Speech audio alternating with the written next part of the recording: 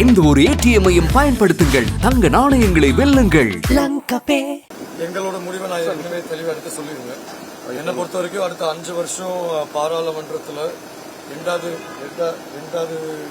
இடத்துல வர பாராளுமன்ற உறுப்பினர் அவர்கள் தேசிய பட்டியலூடாக அவர் கட்டாயம் விஷயம் தெரிஞ்சவராக இருக்கணும், பொருளாதாரம் தெரிஞ்சவராக இருக்கணும்.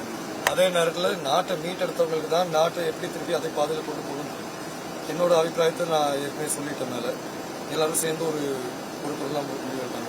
என்னோட தனிப்பட்ட அபிப்பிராயம் அவர் கொடுத்தாருன்னு, ஏன்னா சிபியா இருக்கட்டும், சுகர்கோவா இருக்கட்டும், பல்வேறு மாற்றங்கள் அவர் கொண்டு வந்து சேர்த்திருக்காரு. இன்னைக்கு இருக்க அரசாங்கத்தை பொறுத்த வரைக்கும் அவங்க எப்படி செயல்படுவாங்கன்னு நமக்கு சொல்ல முடியாது. ஆனால் அவர் கொண்டு வந்த மாற்றங்களை ரிவர்ஸ் பண்ணிட்டார். அதை கேட்கறதுக்கு யாரும் இல்லைன்னா திருப்பி பொருளாதார வீழ்ச்சி அடைகிறதுக்கு வாய்ப்பு.